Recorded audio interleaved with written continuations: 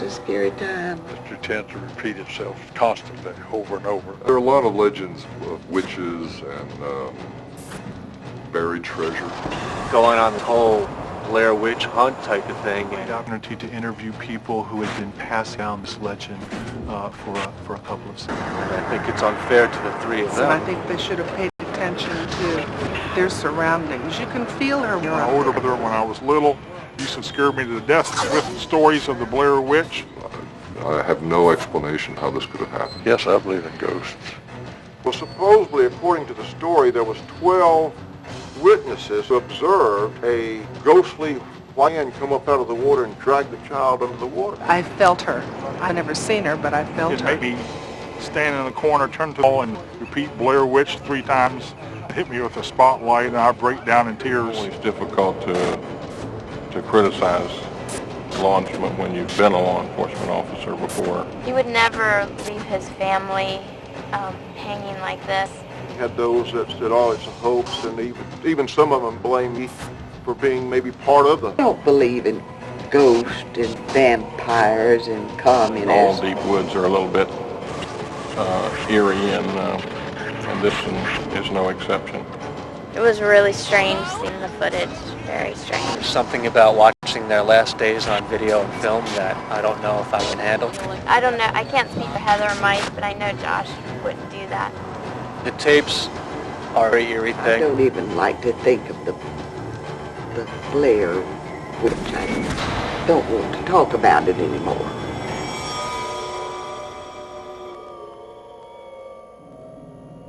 The search of the 3 missing Montgomery College students continues in Frederick County tonight as dozens of volunteers and state officials join local forces in what has now become a full-scale search of the Black Hills area.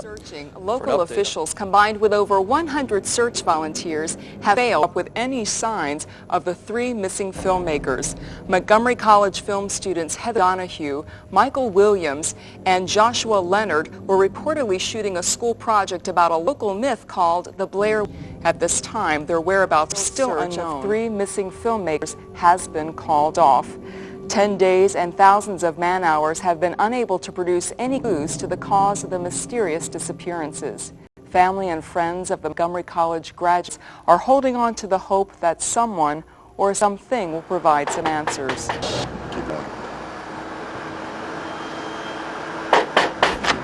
Yeah. Mr. Leonard, Keith here from News Channel 6. May we have a moment of your time? Well, sir, footage has been found related to the disappearance of your son from a year ago. Sir, do you believe the occult may be related to the missing of your son? No, wait a second. No, I don't. And my wife and I are tired of hearing all this crap, all right?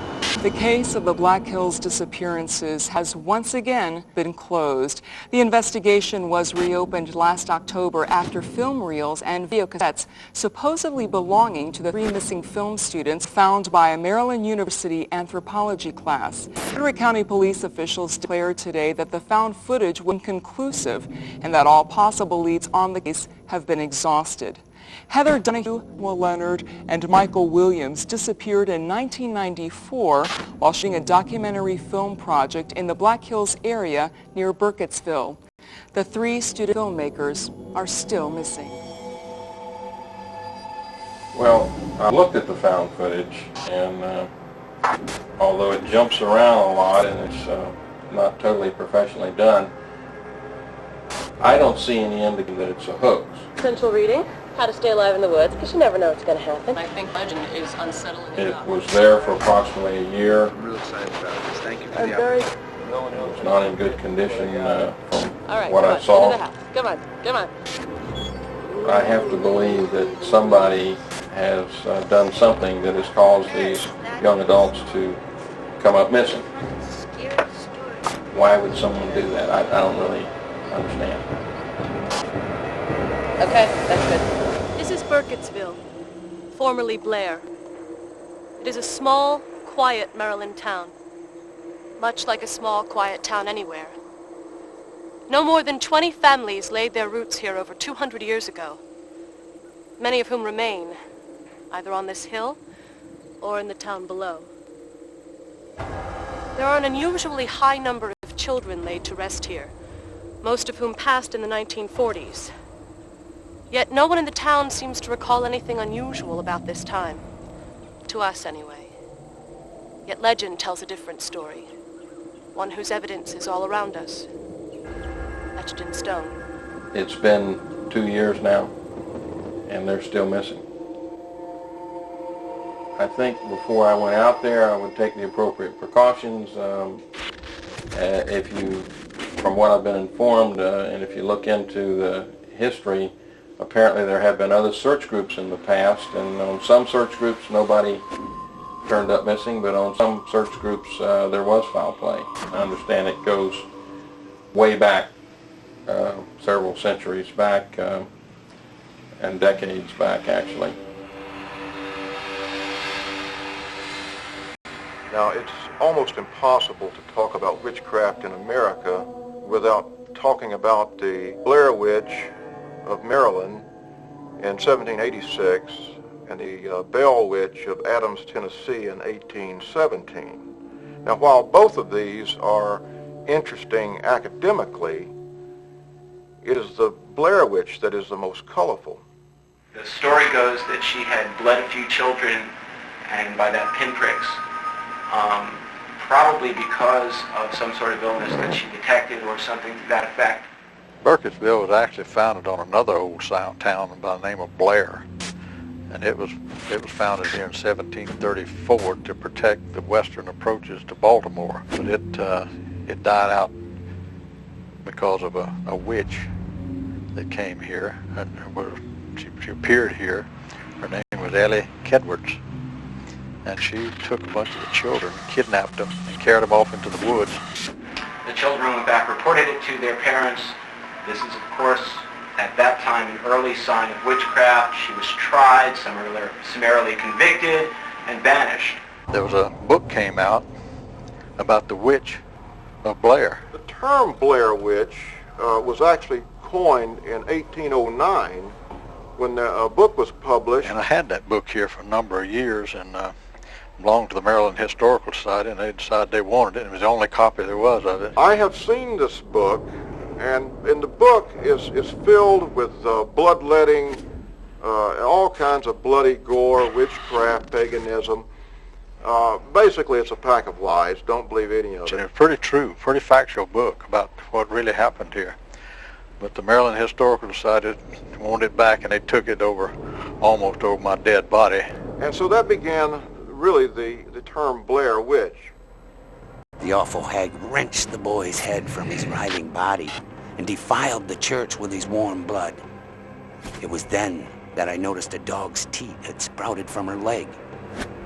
She controlled the animals of the forest, even the trees seeming to do her bidding. When she walked, she didn't touch the ground, and her followers made a horrible mulch of the countless dead littering the streets. The Blair Witch Cult, by Anonymous, 1809. And then in 1824, a rich planter founded the town of Burkittsville on the old site of the Blair community. And my grandfather related a story to me. After the wheat came in that year and everybody was through with all their farming and stuff, they decided to go on a picnic, a bunch of them did, down on this little creek. The creek was real shallow. It was only probably 6 to 8 inches deep. A child could just wade across or crawl across there, really. It was so shallow. This little girl was playing in a very shallow stream of water, and she drowned. And they heard her hollering and struggling and looked out there, and this white hand had come up out of the water. That's all they could see. Nobody ever saw a face or a body. All they remember seeing was the arm and the hand. But I have a problem with this story. How is it that 11 people happen to be in the right place at the same time to simultaneously see this ghostly hand come up and drag this child under the water? I think that in the case of the Eileen Trakel story is that there's another explanation, that perhaps it was something like parental neglect. The river, according to what we've been told through written records, then turns oily and has a bunch of stick figures floating into it for the next week. No one can use the river for any kind of water for food or drinking or anything like that. It's totally unusable. There was a man downstream a little later that drank some of that water, and it killed him.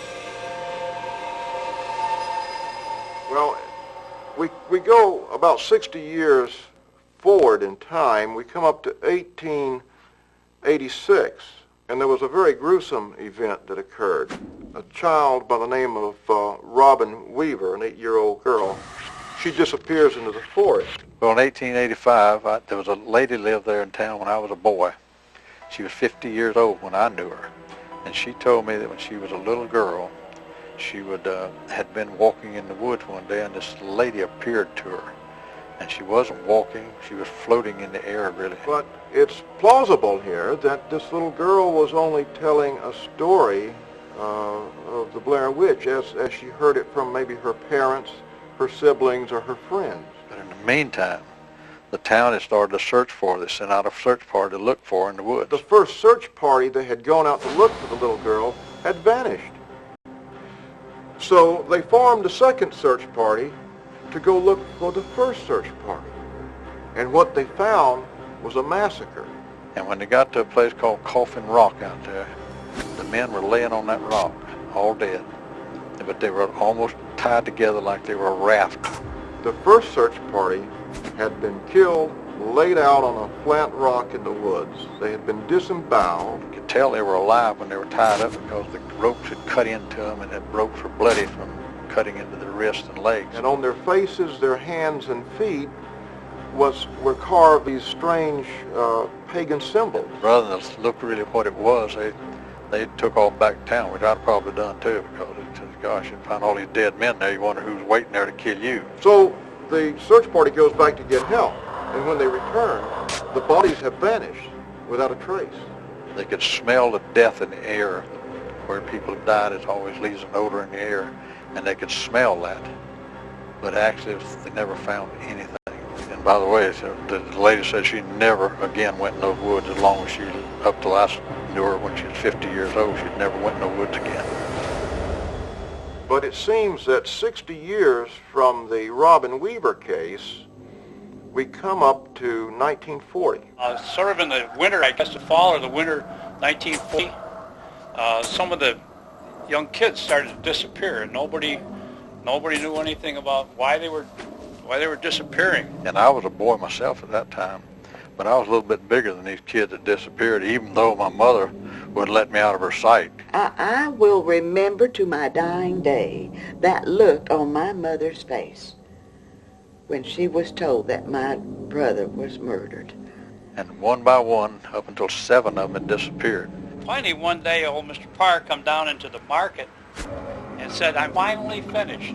What did he mean by that? Well, I guess nobody knew at first, but the police finally went up on the mountain, and they searched his house, and they found the bodies of 7 kids from the area. And he's brought to trial for this, and he admits to the crime. But he says that he did it for an old lady ghost. I had a tape one time of a television, of a newsreel showing him as he was murdered, he was killed for murdering those 7 boys. Now, it's possible that this man was trying to fit himself into the mythos of the Blair Witch. But that's conjecture. When did you do it, Mr. Parr? I heard voices in my head. What kind of voices? A woman's. Whose voice, Mr. Parr? No idea who it was. Was it Satan, Mr. Parr? I grew up and got out of there, and I didn't want to go back to that place. That little town was just too full of horrible memories. It does seem that it's almost 60-year intervals between these events, and I do find that very strange. It is very strange. Whether or not it's a coincidence, or whether or not there's some other explanation for it, who knows? She's supposed to haunt. And they disappeared off the face of the earth. Really? Okay, it's all right, Ingrid. I'm just telling a scary story, but it's not true.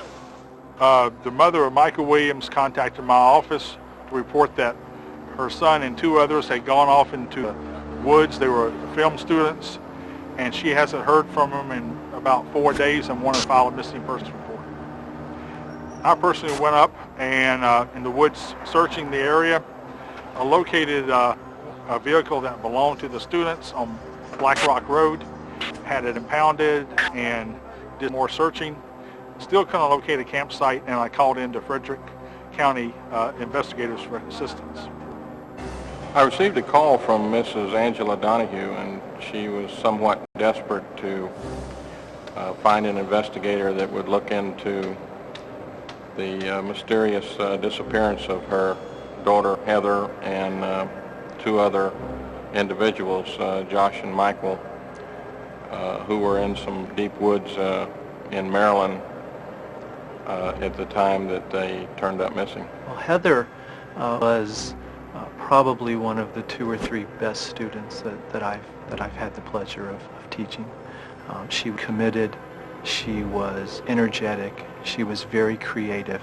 She was someone who I think reminded me of myself really a lot at her age. Joshua was more glitz. He thought it would be cool to be in the film business.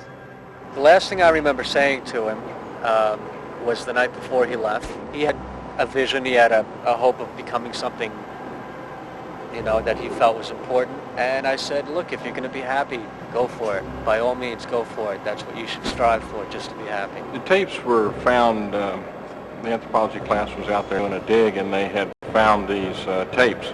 All of a sudden there was this sound like a bunch of rock falling or something, and I heard a lot of people kind of calling out, and went over to the site, and about 20 minutes later Pete comes running up, and he's got this dirty old like a backpack in his hand, and he tells me that when they were clearing out the debris from where the wall caved in, as he had noticed in the bottom, it would be sort of the interior bottom basement of where the house was, he saw a little like a black belt, he thought, sticking out of the ground, and he kind of dug around there and pulled it out, and what it was a backpack. Sometime later, when the footage was found, the police brought that footage to me and asked me to look at it. All I could really tell them was, yes, that was Heather and that was Joshua. Footage was found allegedly that was filmed by the 3 students. I contacted a local color lab. We got it developed, and I reviewed the film. I checked with some of my colleagues in archaeology, sort of, you know, quietly, if they had ever heard of anything like this, and none of them had. It makes you wonder if Heather and Josh and Michael or either one of them had hidden that tape there, or if someone else had. This backpack was found in sterile soil, which is like the bottom of a site. Just, you know, from there to the middle of the earth is just dirt. The original house at the site had burned down, and so there was a layer of ash that was like sitting in the interior of the house, like the basement. So this knapsack had been in sterile soil with no evidence around it of disturbance. Over the top of it was an undisturbed layer of ash, and the whole thing was boxed in by basically a colonial era wall that was undisturbed. Even a forensic expert could not have put that thing into the site without disturbing the charcoal, the wall, or sterile soil. It was as if it materialized. And of course, that's not the language of science, so I just don't know what to say about this, really. And all I found was the students themselves, some scary noises in the woods at night, and a few examples of that, but no concrete evidence on what happened to the students. The tapes show footage of the 3 individuals that I had mentioned, Heather and Josh and Michael, in situations of fear and being distraught, and of course screaming for help and so forth. And there's obviously some external factors there that are causing them to be upset, even though you don't see it on the tape. I heard indirectly that apparently on these, what was on these films were something to do with the disappearance of these 3 film students who had gone up into the mountains to do their project and had never been heard from again. No idea what happened to them. To me, it looks like it's a hoax, but it's a little strange that they've never made an appearance. in 5 years. I have a feeling that they were killed. They were murdered. And we should throw this Blair Witch theory out the window. I don't think that's the kind of thing that Heather would have been involved in. It's been several years now. I'd also like to believe that if this was some kind of practical joke, that sometime in the interim, I would have perhaps been let in on the joke. Remote that it's a hoax because of the way the tapes were hidden and the fact that it, just to view the tapes, they are very realistic, and the tape is from a time period that the students would have been able to have taped it.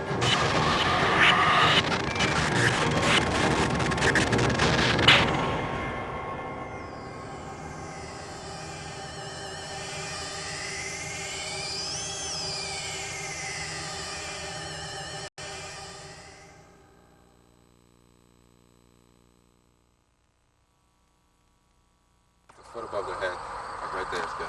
Speed. Okay. Okay.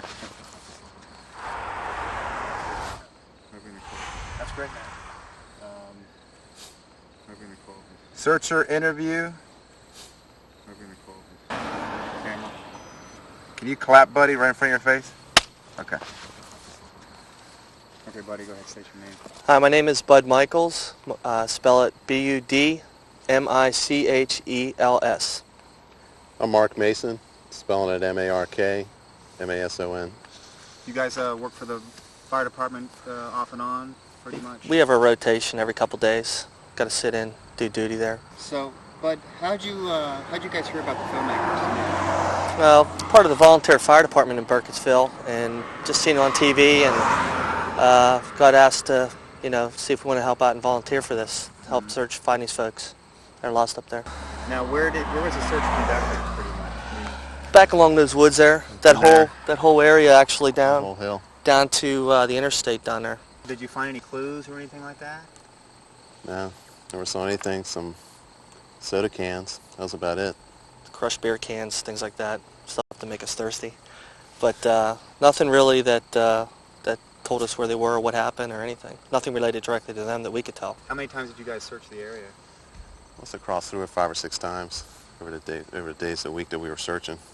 Yeah, back and forth all the We went time. everywhere. About 100 of us. Upon viewing the tapes at the firehouse, is there anything else that seemed a little suspicious to you? Yeah, it's kind of weird, the discrepancy between the number of days that they were supposedly out there and when we started searching for them. It looked like they out there like 4 or 5 days or whatever. It was just kind of strange. It's strange we never ran into them. Yeah, so you're saying that the time they spent out there should have overlapped the time you guys were searching? Yeah, unless that was shot somewhere on like the moon or something, because we had helicopters and search planes. We got out there on Tuesday, and some of those tapes, they were talking about it being Friday already. Really? And it seemed kind of strange that we could have that many guys out there and didn't see them, didn't run into them, they didn't hear anything. If somebody wants to be found, it's strange. You guys seen this tape at all? We kind of seen a couple hours of it through some connections we had at the fire department, because they kept the film in there because it's kind of cool in the fire department there. So we were able to go down there and look some of the footage. Kind of, I don't want to get anybody in trouble, but. So you guys saw the tapes at the firehouse. You saw, like you were saying, a few hours or so. Is there any other strange things that you can think of? There's all these stick guys up in the woods on the tapes that like scarecrow type guys. Yeah. Like scarecrow, like Where do you think they were? 30 of them. I don't know, it might have been some kind of cult thing. Have you been up there recently or at all after that to see? No, I haven't been there in years. Yeah, I used to go fishing with my buddies up there, but we don't really go up there anymore. Just until we figure out what happened. It's kind of like the Loch Monster, you just don't want to go out there in the water until they find out really what the problem or the cause was. Okay, that's a good cut.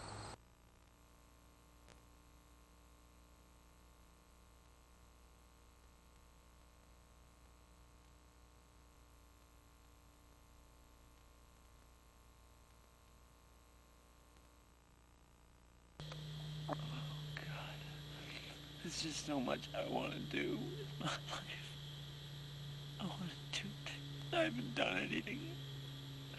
This is And they think I haven't done anything. And I don't understand why it's happening to us. How many people will go on camping trips? We weren't just going on a camping trip, and that's why I feel like it's all my fault. It's not your fault anymore. It's nobody's fault. You can't have a fault for something this enormous. A human cannot be faulted for something this enormous. It's impossible. It's not your fault. I don't want you to think that. Okay? Heather? Okay. Look at me. Good luck to me explaining to Josh's mom. Good luck. It's not your fault. We have everything documented. It's not your fault. Hey. Hey! Heather. Come here. It's not your fault, okay? It's not your fault. It's not my fault, that's fine. There's nothing we know about. There's nothing. I just want to know how to get out of here. I don't care about the movie anymore now. I'm just taping so if somebody finds it, they can find out what happened to us. They will. They'll find out. Only God knows. God will take care of us. God will take care of us. God will take care of us. I know it. I don't believe in God. I know He will. I know. I don't believe in God. What am I supposed to do? I believe in fairies and witches. You gotta believe in God if you believe in all that crap. Oh, your hands are cold. I know. I'm scared, Mike. I'm scared. I'm so scared. I'm scared too. I'm scared. It's okay. I'm scared. It's okay.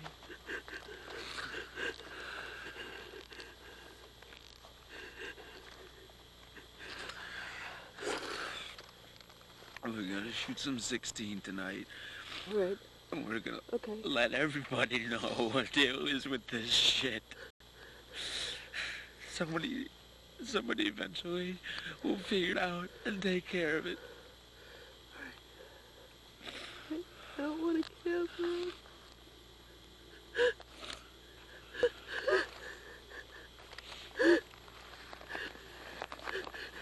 It's alright. It's alright. It's alright. It's alright. Calm down. Okay. We gotta calm down. Okay. We don't know anything yet. We just gotta calm down. I'm gonna calm down. We're gonna calm down. We're in a different place tonight. And maybe we'll be fine, okay? We gotta calm down. Okay.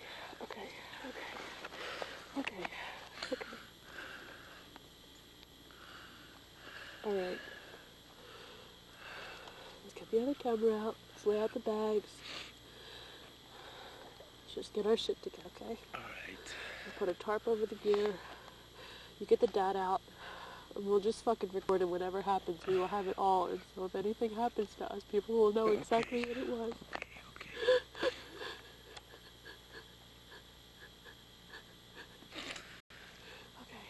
We gotta stop this. We're not done yet. No, we're not. We are all in one piece, and we are fine. And we're fine. There might be only two of us, but we're fine.